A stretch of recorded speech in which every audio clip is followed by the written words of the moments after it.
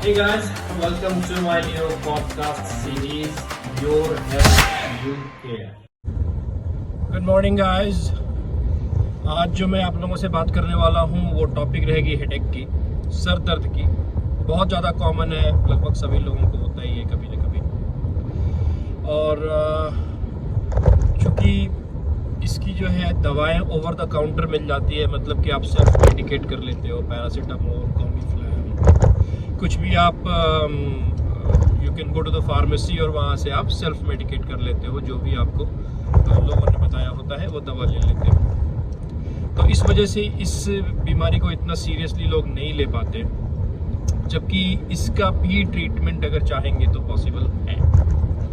और उसके लिए अगेन आपको जानना पड़ेगा कि सर दर्द हो कहाँ रहा है और सर दर्द की वजह क्या है, क्यों होती है सर दर्द। तो अब इसमें ऑफ कोर्स जो आपका ये ब्रेन कैविटी है, आपका हेड है, above neck everything is head. तो उसमें अगर किसी तरह की डिसबैलेंस हो जाए, इम्बैलेंस हो जाए, तो आपको सर दर्द ट्रिगर हो सकता है। अब वो डिसबैलेंस इम्बैलेंस होने के कई कारण हो सकते हैं। उसमें जो सबसे प्रमुख कारण है वो है हाइड्रेशन की। जो हमारी इंट्राक्रेनियल प्रेशर होती है, ब्रेन की जो प्रेशर होती है वर्सेस उनके आसपास का जो प्रेशर होता है, उसमें अगर डिफरेंसेस हो जाए तो सर दर्द हो सकते हैं। और जो वहाँ की प्रेशर मेंटेन करते हैं वो फ्लूइडी होते हैं। और अगेन तो डिहाइड्रेशन होने की वजह से उसमें इम्बैलेंस होने की चांसेस ज़्यादा है, तो आपको सर दर्द हो जाता है। ये तो आपका प्राइमरी हो गया कि आप हेड मतलब ब्रेन के अंदर ही किसी तरह की डेफिशिएंसी होगी, डिहाइड्रेशन हो गया और आपको सर दर्द हो गया। अदर कॉजेज में आपको आप हेड की प्रॉक्सिमिटी से ही लग करके साइनसेस हैं, जो नेजल साइनसेस हैं, पैरानेजल साइनसेस हैं, उनकी वजह से आपको सर में दर्द हो सकता है। तो उसके लिए फिर ENT डॉक्टर को दिखाना चाहिए। उसके साथ आप आँखों में अगर आप चश्मा लगाते हैं, पावर ग्लासेस लगाते हैं, तो एक कारण ये भी हो सकता है कि आपके पावर ग्लासेस जो है वो एकोमोडेट नहीं कर पा रहे हैं ढंग से, तो वो आपका हेडेक ट्रिगर कर रहा है। तो time to go follow up with your ophthalmologist. एक तो वो आपका हो जाता है। फिर दांतों में आ जाते हैं, अगर आपके डेंटल इन्फेक्शंस हो रहा हो, डेंटल कोई प्रोसीजर हुई हो, तो ये भी आपको ट्रिगर कर सकती है। Obviously because this is very proximal to और डिस्टल टू दी हेड। तो इस वजह से आपका हेडेक मेन तो नियरेस्ट कॉज तो यही है। बाकी ईयर पेन होने से फिर हेडेक हो जाता है, तो ईयर इन्फेक्शंस एक्सेट्रा। फार डिस्टेंट कॉज जो इनके हो सकते हैं, उसमें सबसे डिस्टेंट कॉज है जो स्ट्रेस का है। किसी भी तरह की स्ट्रेस होगी तो ब्रेन की एक्टिविटीज़ ज़्यादा हो जाने की वजह से वहाँ पर हो सकता है किसी तरह की सप्लाई में डिस्टर्बेंस हो गई, होम्योस्टेसिस जो है डिस्टर्ब हो गया, जिसकी वजह से आपका हेडेक ट्रिगर हो रहा है। ओवरऑल अब जब हेडेक के बारे में बात करेंगे तो लोग आते हैं डॉक्टर के पास, तो कई बार जो यंग एज है, खासकर यंग एडल्ट है, उनमें कई होते हैं जो अटेंशन सीकिंग टाइप के होते हैं। तो वो कहेंगे अरे जी मुझे तो माइग्रेन रहता है, मुझे तो माइग्रेन रहता है। तो I mean I don't know.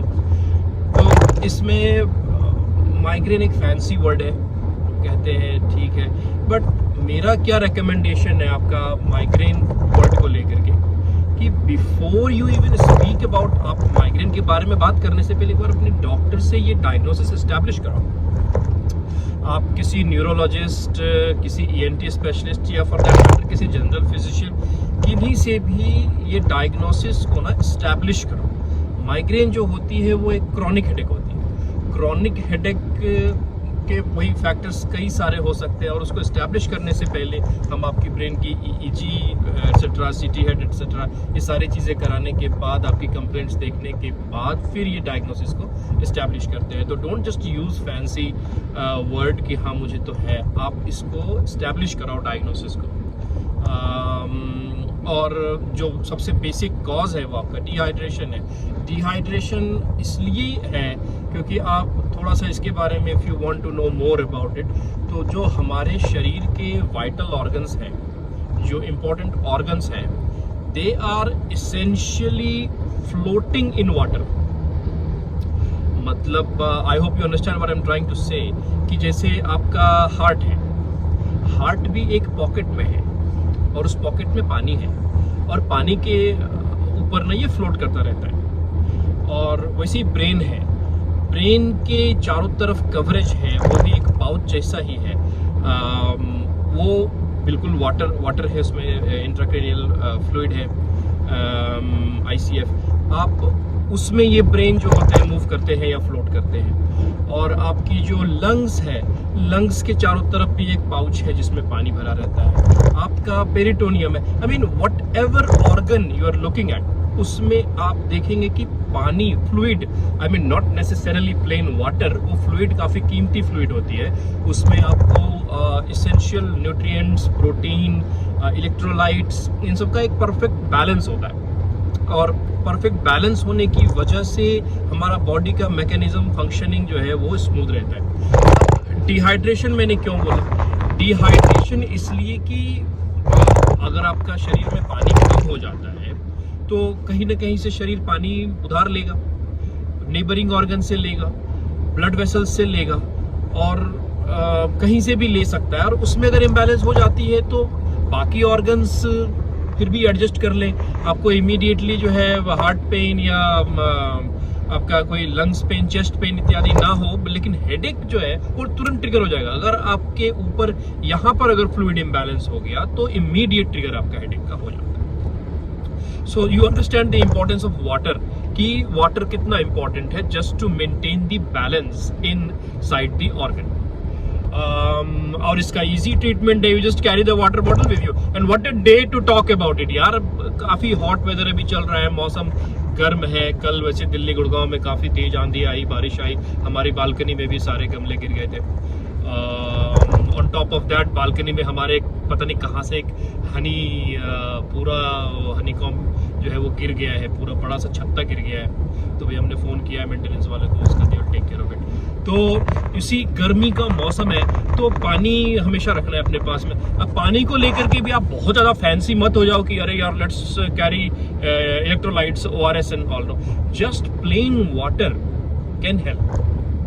बाकी की जो इसेंशियल न्यूट्रिशन है वो आपके डाइटरी इनटेक से बॉडी जो है एक्सट्रैक्ट कर लेती है। But if you are into outdoor sports activity और उसमें आपका इलेक्ट्रोलाइट अगर लॉस हो रहा है तो definitely you should supplement with electrolytes. आजकल तो इतने सारे ब्रांड आ गए इलेक्ट्रोलाइट्स के, आप कोई सा भी इलेक्ट्रोलाइट ब्रांड जो है उसको यूज कर सकते हैं।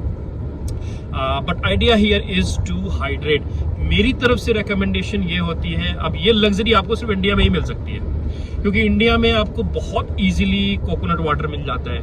आई mean you don't even have to get out of the car. आप कार में बैठे बैठे या अपने बाइक पे बैठे बैठे आप जो है कोकोनट वाटर आप ऑर्डर कर सकते हो, पी सकते हो। आप वाटरमेलन का जूस पी सकते हो, आप शुगर केन की जूस, अगर आपको डायबिटीज वगैरह नहीं है तो शुगर केन की जूस पी सकते हो। तो just hydrate, rather eat less. आप खाना कम खाओ, पानी ज़्यादा पियो। So this will help in easing your digestive system and brain and all the other organs। and water का जो एसेंशियल काम है वो सिर्फ हाइड्रेशन का नहीं है। आप समझो, वाटर का काम डिटॉक्सिफिकेशन का भी है। मीनिंग जैसे किसी चीज़ को साफ करना हो, धोना हो, तो उसके लिए पानी का इस्तेमाल करते हैं। पानी आप उड़ेल देते हैं, या पानी अपने साथ साथ डस्ट वगैरह को निकाल करके बर्तन वगैरह को धो लेती है। सिमिलरली आपका ब्रेन में, आपका हार्ट में, आपका बाकी स्किन में, खासकर स्किन में ये धुलाई का काम करता है। इंटरनल धुलाई, ये वो धुलाई नहीं है बाहर से आपने पानी डाला और साफ कर दिया। ये जो आप पानी पीते हो वो इंटरनली जाता है और वो सेल्स में, if you look at the microscopic levels में ये पानी एक सेल के अंदर जाता है, अपना ग्रेडियंट पूरा करता है, इलेक्ट्रोमैग्नेटिक ग्रेडियंट, और सेलुलर फंक्शन में मेटाबॉलिज्म में हेल्प करा करके जो उसके एक्सक्रीटा होते हैं वो एक्सक्रीटा को बाहर ले आता है। और आपको पता है कि जो लिक्विड एक्सक्रीटा है वो किडनी से, और सॉलिड एक्सक्रीटा है वो पॉटी के रास्ते से बाहर आ जाता है। सो इसेंशियली ये आपका hydration as well as detoxification दोनों में मदद करता है। और आपको बताऊं कि हेडेक का एक कॉज टॉक्सिसिटी भी हो सकती है, और एक्चुअली है। तो टॉक्सिसिटी से बचने के लिए again you take enough water, और उससे जो है आपकी डिटॉक्सिफिकेशन हो जाएगी और यू विल फील बेटर। तो हेडेक अब क्लिनिकल पॉइंट ऑफ व्यू से, अब इसमें मैं दवाई क्या ही बताऊँ आपको, ये तो ओवर द काउंटर ये दुनिया भर के ब्रांड हैं, पैरासीटामोल है, कॉम्बीफ्लैम है, थोड़ा और फैंसी जाएंगे तो ये ट्रामाडोल, लेकिन ट्रामाडोल और टपेंडालोल जो है ये आपको ओवर द काउंटर नहीं है, उसके लिए आपको डॉक्टर की प्रेस्क्रिप्शन की ज़रूरत होती है, क्योंकि थोड़े से वो CNS एक्टिंग है, तो डॉक्टर से बात कर सकते हैं। मोस्टली जो प्रेस्क्रिप्शन में यही 2 दवाएं बहुत फ्रीक्वेंटली नेक्सटॉम भी करते हैं, बट इसेंशियली ट्रामाडोल और टपेंडालोल ये ज़्यादा चलता है सर्वाइकल पेन और हेडेक के लिए, माइग्रेन के लिए। बट बिफोर आप वो दवाइयाँ लें, मैं स्ट्रांगली रेकमेंड करूँगा कि डॉक्टर की प्रेस्क्रिप्शन ले लें। एक एसिडिटी भी कारण है हेडेक का। एसिडिटी इनडायरेक्टली तो वो भी डिहाइड्रेशन से ही होते हैं, but if you tend to produce more stomach gases तो वो भी आपका जो है हेडेक को ट्रिगर कर सकता है। तो एसिडिटी से बचने के लिए कुछ एक बातें हैं, उसमें अभी इस हेडेक के टॉपिक पे मैं कवर नहीं कर सकता हूँ, मैं अलग से एक सम अदर डे मैं एक और क्लिप बना लेता हूँ and I will share with you guys. और ये जितनी बातें मैं आपसे करता हूँ ये एक ओवरऑल जनरल टॉक है, क्लिनिकल कंसर्न के लिए और एक डायग्नोसिस एस्टैब्लिश करने के लिए यू मस्ट विजिट क्लिनिक। तो उसके लिए आप हमारे क्लिनिक पे आ सकते हैं, आप अपने आसपास के न्यूरोलॉजिस्ट या जनरल फिजिशियन क्लिनिक पे आ सकते हैं, ENT की क्लिनिक पे जा सकते हैं। ये हेडेक एक ऐसा टॉपिक है जो लगभग कई सारी स्पेशलिटीज़ में शेयर होते हैं, तो what ever is convenient for you go for it. और इसको मैनेज करने के लिए लाइक आई सेड कि सिर्फ मैनेज करना हो तो आप अपनी लाइफ से स्ट्रेस को दूर करें, हाइड्रेशन एडेक्वेट रखें और किसी तरह की फिजिकल एक्टिविटीज़ वगैरह करें, तो अपना जो सप्लीमेंट्स है, न्यूट्रिशन है, उसका ख्याल रखें। तो it's not that of a problem. एक और बात कि अगर आप ऐसा कहते हैं कि this is the worst headache of my life और लेट्स से सो फार इससे ज़्यादा सर दर्द तो कभी हुआ ही नहीं, तो ये एक साइन हो सकता है आपका ब्रेन में ब्लीडिंग का। यानी कि जो हमारी हेड है, ब्रेन की कैविटी है, कैविटी के अंदर अगर किसी भी कारण से ब्लीडिंग हो जाए, मोस्ट कॉमनली तो ब्लड प्रेशर होता है या इंजरी होती है, most commonly road traffic accident injury, किसी तरह की चोट लग जाना वगैरह वगैरह। तो अगर आपके हेड में ब्लीडिंग है, इंटरनल ब्लीडिंग है, तो भी आपको हेडेक होती है। तो हमारे क्लिनिक में जब कोई पेशेंट आते हैं तो we definitely ask this question कि is this the worst headache of your life, क्या ये अभी तक का सबसे गंभीर सर दर्द है? अगर उनका आंसर यस होता है तो इमीडिएटली अर्जेंट बेसिस पे हम उनकी CT हेड करते हैं। CT हेड करके आप रूल आउट कर लेते हो कि कहीं से ब्लीडिंग तो नहीं हो रही है। आजकल छोटे छोटे हॉस्पिटल्स में भी CT अवेलेबल है, तो इमीडिएटली पता लग जाता है। अगर कोई ब्लीडिंग हो रही हो तो उनको इमीडिएटली न्यूरोसर्जरी डिपार्टमेंट में एडमिट करेंगे। तो that is the worst that can happen because of headache. तो हेडेक के बारे में इतनी सी बात है, और सारी बातें तो कभी कंप्लीट हो नहीं पाती है, कुछ ना कुछ रह जाती है। आप अगर रेगुलरली मेरे इन टॉक्स को सुनना चाहते हो, देखना चाहते हो, तो आप YouTube की चैनल को सब्सक्राइब करो।